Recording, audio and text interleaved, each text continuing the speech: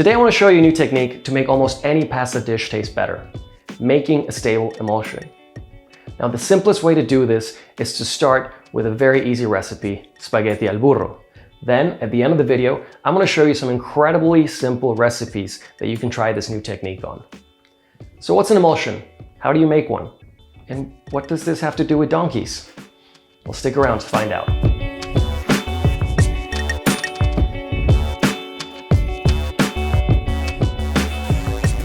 Hello and welcome back to cooking. So first of all, let's address the donkey in the room. When I was about 4 years old, we went to a fancy Italian restaurant and I was told to order spaghetti al burro. Now to my 4-year-old Mexican ears, this sounded like donkey spaghetti. See, burro in Spanish means donkey. So I had mixed feelings about it, but I ordered it anyway. And what I got was the creamiest, silkiest, most buttery pasta I had ever tasted. To my 4-year-old palate, this was a new high. And everywhere I went, I wanted my donkey spaghetti. Unfortunately, what I usually got was just noodles soaked in butter. I never really reached that high again, and that stuck with me for a while. What was it that made that pasta so special? The answer turned out to be a simple, stable emulsion. And that's exactly what I want to show you today. So the point of this video is to teach you a new technique keeping the stakes as low as possible. That way, if you mess up, you don't waste a lot of time or money, and it's no big deal. That's why this recipe requires no chopping, no sauteing, and can be done using only 3 ingredients. So having understood all of that, let's go into the kitchen. So first of all, set your water to boil. I have about 1 liter of water for 250 grams of pasta, 25 grams of parmesan, and about 60 grams of butter. No prepping whatsoever. Add about half a teaspoon of salt to the water, and once the water's boiling, just throw in your pasta. I know this might seem like very little water, but trust me, you want the water to be as starchy as possible. So a quick note on cooking time. If you see a pasta that shows 2 different cooking times, this is usually a sign of high quality pasta. The shorter al dente time is when you take the pasta out of the water and throw it into the pan, where it will continue to cook with the sauce and some cooking water. The longer one is roughly the time in the pot plus the time in the pan. So if your pasta only shows 1 cooking time, just subtract 2 minutes from whatever the package says and you'll get much better results. While the pasta's cooking, let's talk a little more about emulsions. Now, emulsion is a mixture of fat and water. But as we all know, fat and water don't get along. In fact, they actively repel one another. If you take a jar with water and fat and shake it up, everything breaks into little droplets. But as the droplets actively repel one another, they start to regroup and eventually it all separates again. Now there are several ways to keep this from happening, but the easiest by far is using starch and heat. Now, emulsions are everywhere. They're in avocados, they're in cream, they're in butter, they're in milk. They are what makes things taste creamy. And that is exactly what we want for this dish. So now that the pasta is almost done cooking, let's jump back into the kitchen. Set a pan on medium heat and throw your butter in. You don't want to brown the butter, you just want to melt it. Once the pasta is ready to come out, use some tongs to throw the pasta into the pan and don't worry about letting the pasta drip. You want to add that water. Now add about half the cooking water left in the pot straight into the pan. I know this may seem like a lot, but trust me, you need that starch to get that emulsion going. Now turn up the heat and give it all a good stir to mix the butter and the water. The pasta will continue to cook, but at a slower rate. Keep mixing the pasta to keep it from sticking. As the water reduces, the emulsion will thicken. As you can see here, the sauce is getting a little thicker, a little creamier, but it's still too liquid. This is not ready. It's been about 3 minutes since I put the pasta into the pan, and you can now see a really nice creamy sauce. You can see a clear line as I run a spoon across the pan. That's how you know the sauce is ready. Now take the pan off the heat and give your pasta a taste. You're only tasting for doneness at this point. If the pasta is still a bit too firm, you can add some more cooking water and continue cooking. But if your sauce is already perfect and you don't want to over thicken it, just add plain water. This pasta is perfect. Now for the final touch, add a little parmesan evenly around the pan. This will help the sauce get even creamier. You don't want it to clump, so don't just throw it in all at once. And you also don't want it to split, which is why you always add the parmesan off the heat. Look at how silky smooth that sauce looks.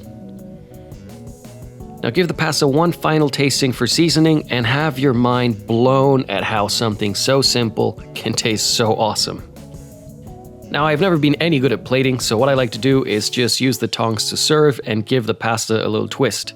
Now add a little more parmesan because, you know, cheese, some freshly ground pepper, and enjoy the best donkey pasta you will ever eat. Alright, so now that you've mastered making emulsions with butter, here's a few more amazing and simple recipes for you to try. One of my favorite pasta recipes is spaghetti aglio olio. It can be made in less than 15 minutes and it tastes amazing. All you need is some olive oil, some garlic, and chili. I'll also add a little parsley and some cherry tomatoes to give it more color, and of course, parmesan.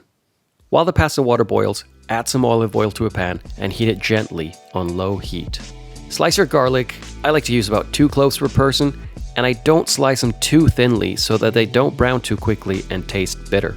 Once the pasta water boils, add salt, throw in the pasta, and set a timer. While the pasta's cooking, add your garlic to the oil and cook gently. Remember, you don't want it to brown at all, so keep it at a low heat. Give it a good stir, then add the chili. Some people like to remove the seeds from the chili because it reduces some of the heat, but personally, I find it too time consuming and I really don't mind it in this recipe. If you're using cherry tomatoes, you can slice these in half. They are completely optional, but they do add some color and flavor.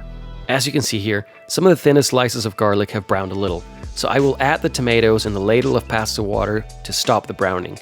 You can do this whenever you think your garlic is ready. Don't forget to stir the pasta every now and then to keep it from sticking. I like to add parsley to this recipe because the green, red, and white make this dish look super Italian. Once the pasta is ready, throw it in the pan and then add about half of the water left in the pot and turn up the heat. Remember to shake it all up to help the emulsion and keep the pasta from sticking. Almost forgot the parsley.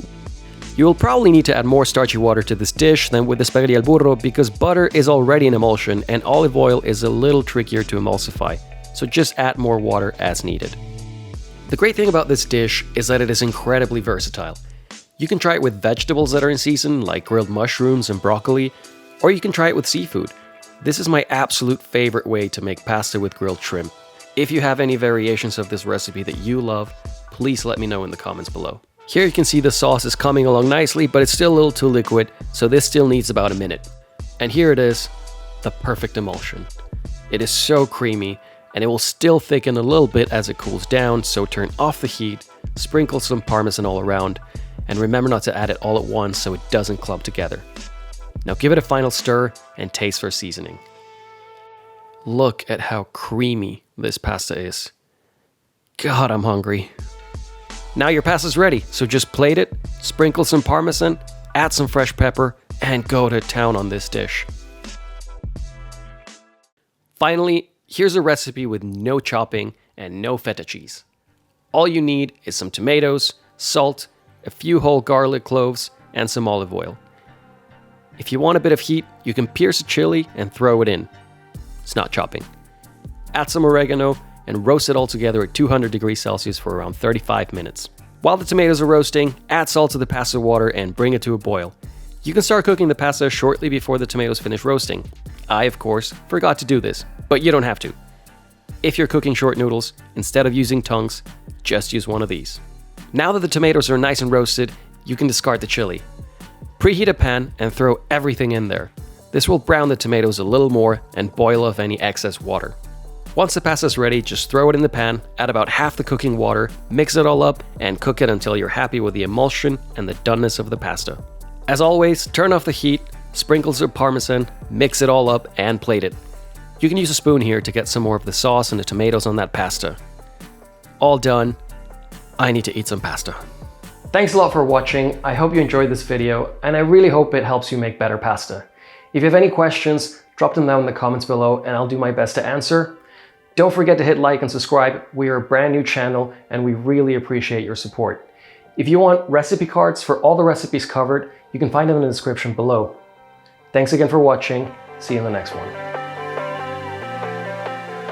See you in the next one. Bye. No, I'm not gonna do that. Okay. I'm not gonna do that.